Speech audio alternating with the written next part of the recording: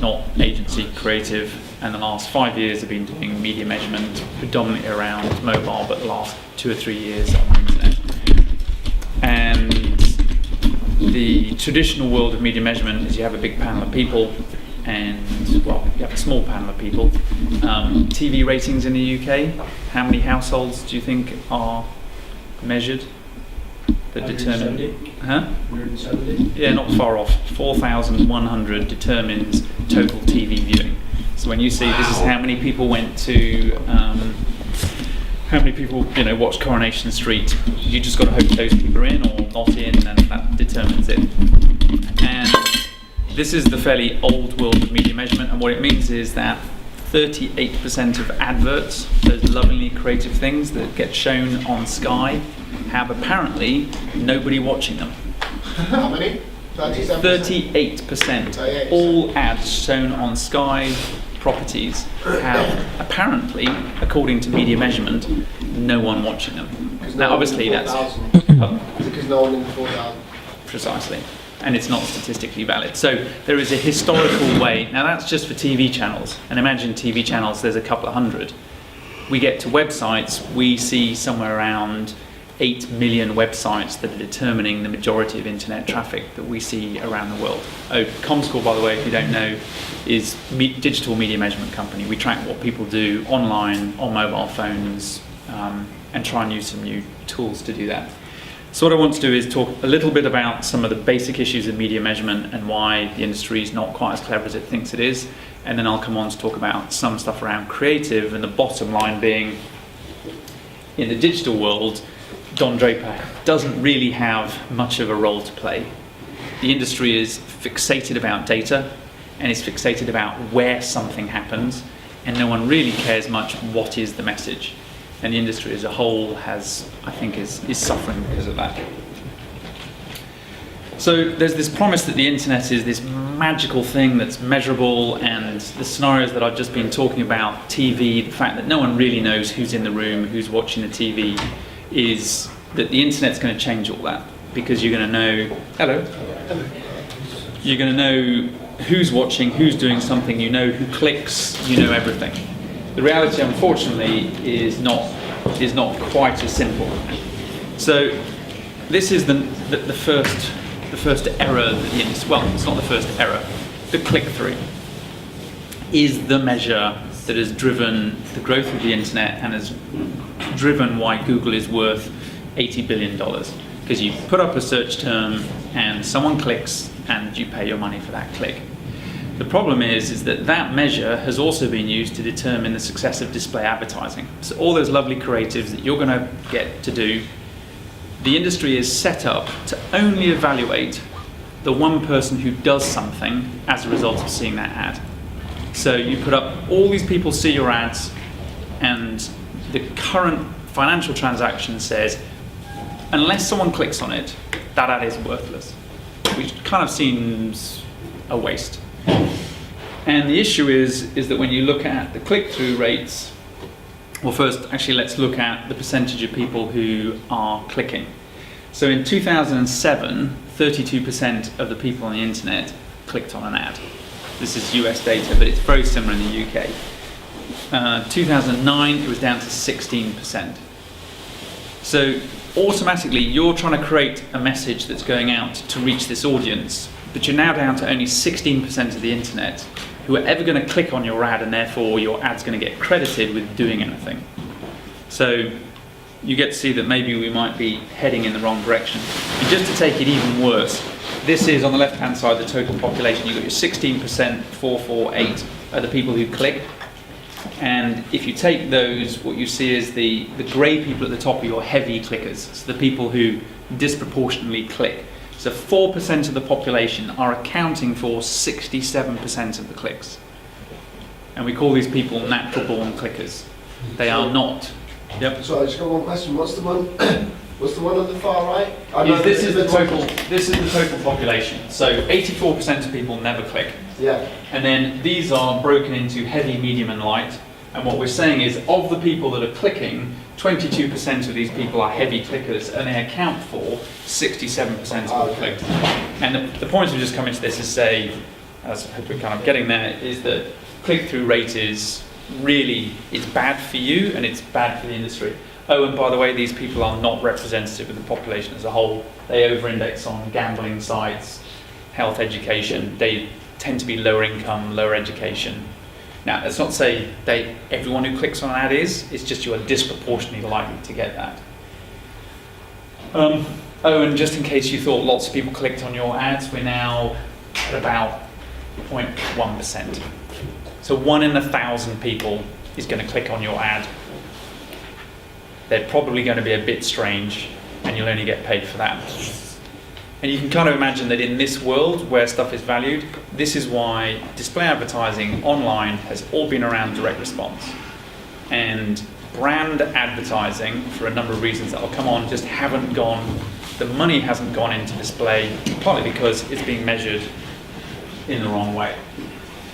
So that's the number one so that's kind of the bad news, that there's the wrong measure out there. Oh, and just in case you thought things were nice and clear, you know how many people go to a website? You've heard of web analytics. People have boxes. You serve a web page. How many people can, because you count cookies. Yeah, that's really not true either. So this is average person. Well, average person. About a third of people in the UK in an average month delete their cookies. And it's not that they go in and necessarily do it, they just might have privacy settings on their browser or on their antivirus software that clears out their cookies maybe once a week. So the scenario here, you've got one person deletes his cookies twice during the course of the month, and the website thinks 3 people have turned up to the site, and it's just one person. And when you get into the whole world of media planning, where you're trying to work out how many people am I reaching and how many times am I saying the same message to them, then you start to realize you don't know if you've done 100 messages, is this I'm saying the same thing 10 times to 10 people or 100 times to one person or whatever.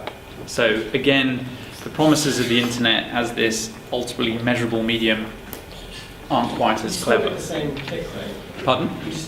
You still got click-through rate, so that's fine, and you've still got the same number of impressions. The question then is the people. He's trying to understand unique users. And then it also comes to the question, well, how well does a website know its audience? Now, we don't have the time to go off into the whole fun and games of how data is traded on the internet around cookies that are put on machines and how people, data exchanges that add data to those cookies and then profile you and follow you around the web. And by the way, that whole world is about to get turned upside down because of a whole lot of new legislation that's coming in around the rights that consumers have to know what is being tracked on them, to know what information is being held on them. And I think anyone who's looking to do a business that's based on consumer data, I think things are going to get worse and they're going to get a lot better because consumers will get more involved. But that's a whole nother conversation. So this is where you end up with the traditional, very, from my line of business, quite dull debate of the people who love the TV panel, those 4,100 people, that handcrafted panel. This is the traditional way of doing media research. This is what radio does, this is what print does, this is what TV does.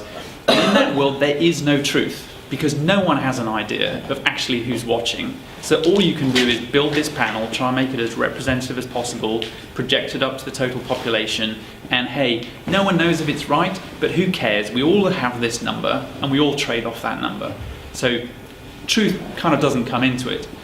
But in the internet world, you do know that these impressions were served, and you do know that someone clicked. You just don't know who these people are. So what you get is, and where the tension comes between what's called panel research and either server or census measurement, is people who own the website say, we know how many ads we served, but the media researchers who talk about panels say, no, well, we don't know the behavior as well, but we know about the people. So I'll actually kind of skip over this. There's a load of maths that you can do to resolve the difference between actually, I'll just do this. So this is, you probably don't know, there's an organisation, ABCE, who audit newspaper circulation in the UK, or ABC, and ABC do the same for websites. So this is, according to ABCE, the number of people, 13 million, that went to the Daily Mail. This was in January. Now, panel-based research, so you've got traditional type of research. This is Comscore's panel, this is Nielsen, Newcom's panel, says 6 million. I mean, and that's the kind of disconnect you get. So the other thing is that when you do your lovely piece of creative and it gets handed over to the media planner, and the media planner does a person-centric view based off a panel, where you understand the profile of the individual, this is who you're trying to reach, what they get back is just a ad server call that says I did this number of impressions to these cookies, but I don't know if they're really people or not.